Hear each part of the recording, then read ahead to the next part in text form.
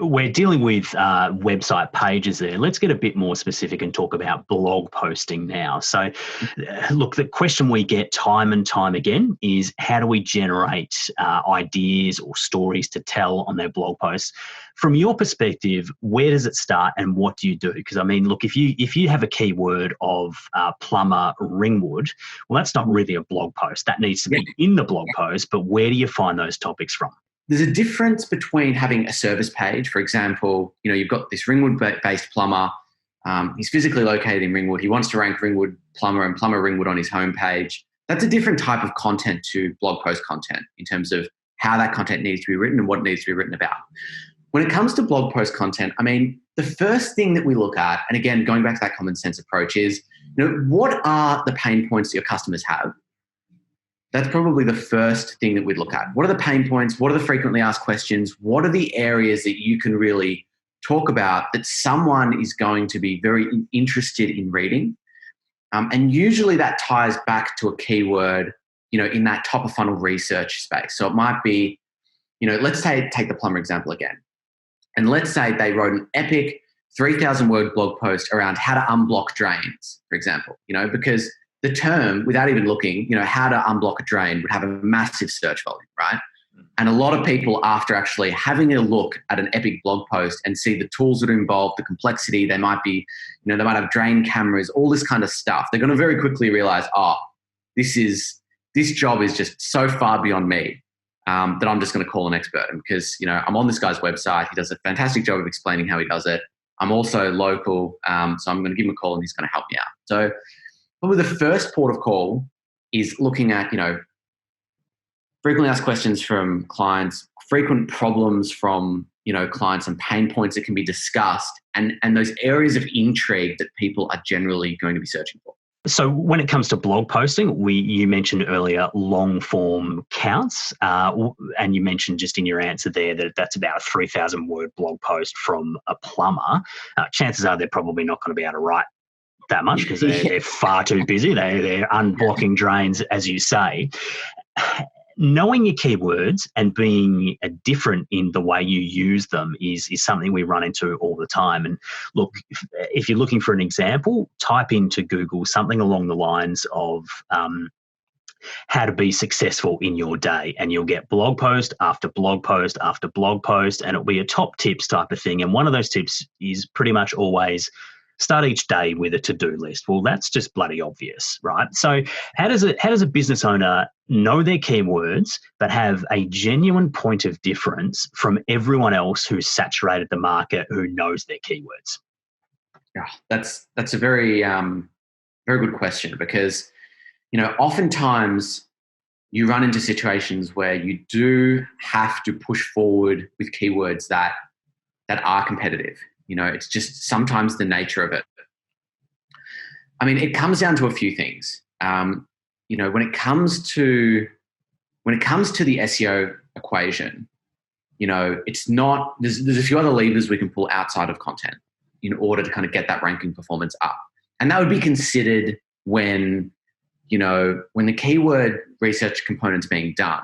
The difficulty in the keyword research would basically be dictated by, budget and resources. So, again, the local, mortgage broker isn't going to be ranking for home loans. But, if you had, perhaps like a bank outside the big four that was still quite substantial, like a Bendigo Bank, for example, they would have a good chance of ranking for a keyword like that. Not only do they have a lot of authority at the moment, but they also, would have a lot of budget to kind of go after a keyword like that as well. So it depends on resource availability in terms of what keywords you'd initially select. I mean, the other part of the question is, how do you differentiate yourself? Well, the answer is usually once they get on the page, you need to have, those strong USPs in copy, that point of difference in business.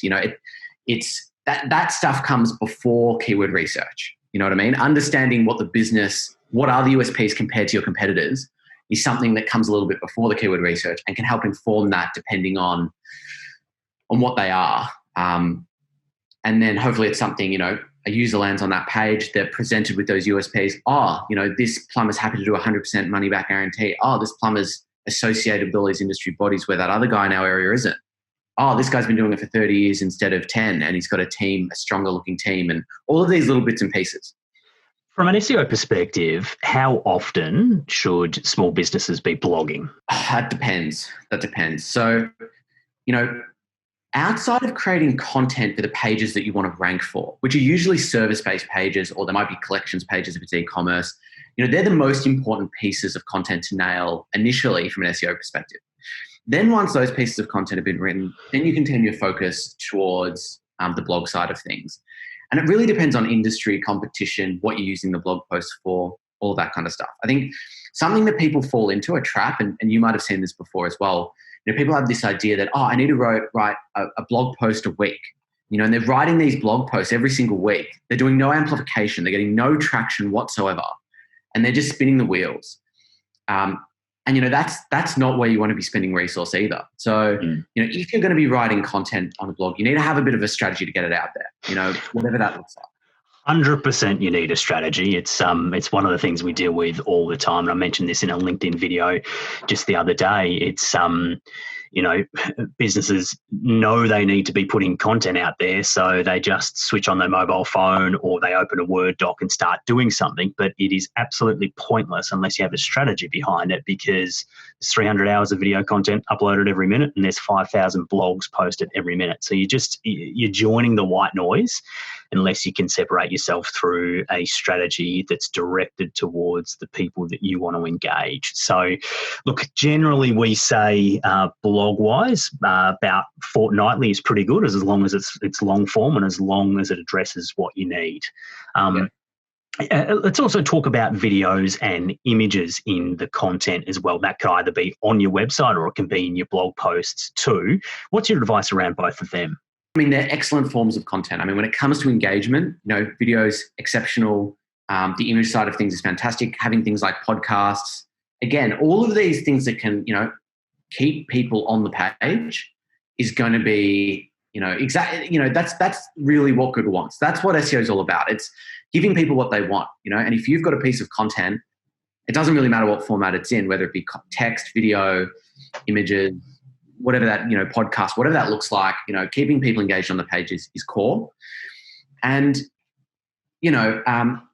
things like, things that would help a little bit. Often if a client does, a really nice video where there's, let's say 10 minutes of content in that video, getting that transcribed so you've got the text version below, that's definitely useful from an SEO perspective as well. But any type of content that has that engagement and that pull is what you want to be trying to create. Absolutely. I couldn't agree more. Now, I'm going to give you the chance to show off your business and your services, David, because I know that there are, and look, I think a lot of people know it too, that there are some dodgy practitioners in your space. They will make grandiose claims and never live up to them. And ultimately, I think that for SEO agencies, and correct me if I'm wrong, you need a certain amount of content on a website before you guys can really ever do anything for them. If they're below that point, the suggestion could be that you're just taking their money to profiteer and you'll bugger off. Do you agree with that? And if so, what's the point a small business needs to be at in order for you to confidently work with them and know that you'll get them a result? How much content needs to be there? Yeah, okay. So usually, we turn away a lot of people for that exact reason, because they're not ready for SEO. They might have a website that's, the worst from an SEO perspective is your one-page scrolling website that's, a single page and there's a bit of content on it, but it looks nice, it interacts well, but it just doesn't have the body of depth that's required. So what I would say is, you really need to have a website that has individual service pages set up and ready to go. Or at least have the intention to kind of get them set up, ready to go. Sometimes we'll have clients or phone calls with, prospects, and, our advice is, look, the first thing you need to do is get these pages set up. And they're like, yeah, cool.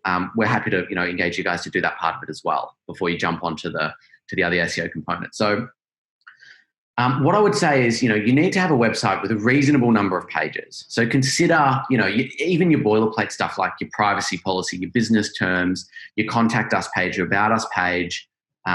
You can break down your services page into a number of different services, which is what you want to be doing from an SEO perspective.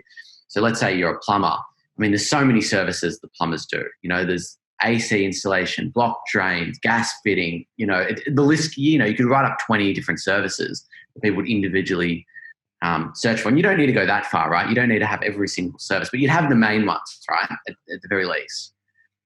So you need a little bit of depth to the website for SEO to be truly effective. Don't get me wrong, it's not impossible to rank a one-page scrolling website, but it makes the job a lot harder.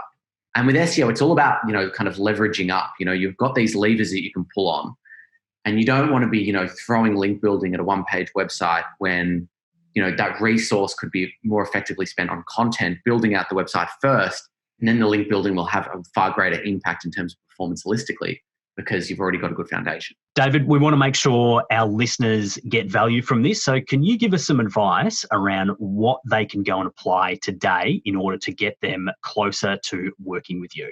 The first thing that I would consider is the length of copy that's being produced. So we've already talked about that a little bit, but try to create that long form content, whether that be on service pages, blog posts. The length is an important factor, but obviously that needs to be married with the quality, the engagement, the UX and the design side of things. So having in your mind that, it's not design or copy. It can be design and copy. They can go together. The second thing that I would say is, make sure that you're using those target keywords in the copy itself, which includes headings. So be mindful of H1 headings, H2 headings, H3 headings, and the content that goes into them, as well as the body copy, and making sure that, the keywords you've come up with in the keyword research for that particular page are added into that copy. And thirdly, I would say, have a think about, the content that could be added to other people's websites where you have the opportunity to get a link back to your own website as opposed to simply creating content for your own website. So in that example that we were talking about before in terms of, creating one post a week and, spinning the wheels and not having a distribution strategy, sometimes, something that would support the SEO quite strongly would be to write a piece of content, have it housed on someone else's website and get a backlink from that. So considering ways to do that with, industry connections and things like that is a very good way to build SEO strength as well.